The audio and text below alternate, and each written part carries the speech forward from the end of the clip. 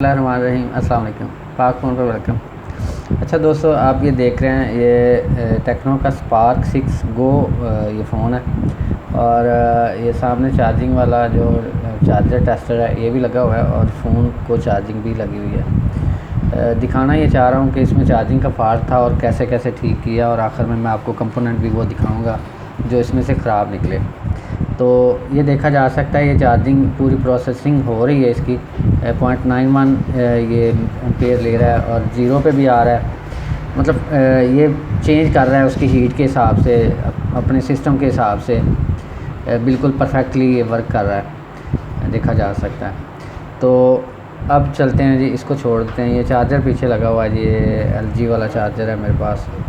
और अब मैं इसको लगा देता हूँ कैचर पे और आपको दिखाता हूँ। इसको मैं डिस्कनेक्ट कर देता हूँ चार्जर से।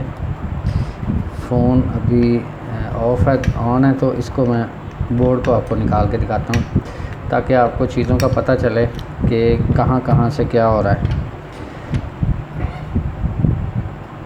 अब यहाँ पे आके ये इसकी साइड सीधी, और अगर आप इस तरह जाएंगे, ये इसका चार्जिंग IC लगा हुआ है क्योंकि ये कवर के नीचे थे। यहाँ से मैंने ये शीट जो है ना काटी है, तो ये चार्जिंग IC लगा हुआ है। और ये आपकी लाइन जो है, ये लाइन यहाँ पे ये इनपुट 5 वोल्ट इनपुट है इसकी चार्जर की। लेकिन इसमें क्या था कि ये इसकी IC की इनपुट है, ये कैपेसिटर जो लगा हुआ है, और ये इसकी आउटपुट है। इसका पिन नंबर 5 इनपुट का है और 6 और 7 दोनों आउटपुट के हैं। ये आप याद रखिएगा क्योंकि मैंने ये इनको इंटरनेट से ढूंढा और बाद में फिर चेक किया। यहाँ पे इसके वोल्टेज नहीं आ रहे थे। ये इसका इनपुट वाला जो है ना कैपेसिटर लगा हुआ है फिल्ट्रेशन के लिए, तो इसके वोल्टेज यहाँ नहीं आ रहे थे, यहाँ पे आ रहे थे। फिर मैंने यहाँ से लेके इसको ट्राई किया तो यहाँ से सही वर्क नहीं कर रहा था क्योंकि ये बाईपास हो जाता है वो सारा सिस्टम।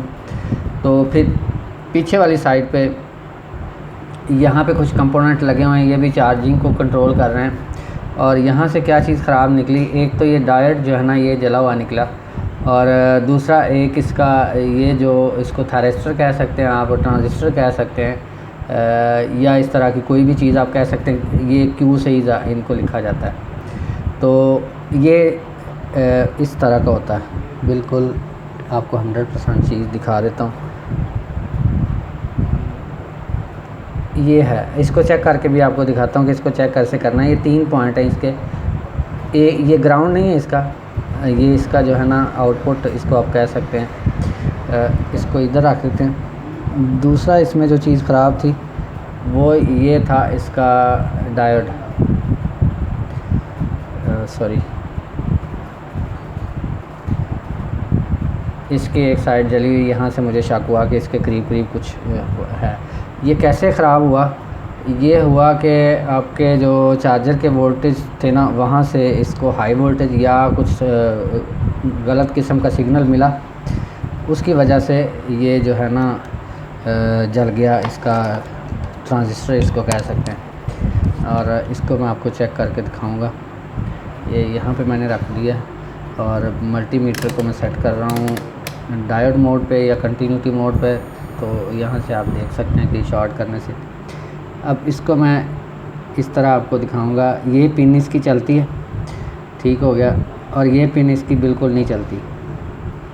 इसका एक इनपुट वाला सिग्नल वाला है और दूसरा मतलब ट्रांजिस्टर जिस तरह काम करता है ना, ये पूरा वही है। अब मैं इसको उल्टा लगाता हूँ, ठीक है। ये उल्टी साइड पे भी चल रही है, रेजिस्टेंस शो करवा रही है, जबकि ये सही अगर हो तो ये सिर्फ एक साइड पे चलेगी इस तरह, और दूसरी साइड पे इसका जो है ना ये वोल्टेज या करंट जो है ना वो नहीं गुजरेगा उल्टी साइड से। तो ये इस पिन पे तो दोनों साइडों से वर्क नहीं कर रहा, लेकिन दूसरी पिन पे जाके ये काम कर रहा था और इससे मुझे फिर शक हुआ। फिर मैंने ये एक दूसरा बोर्ड था उससे मैंने अरेंज किया।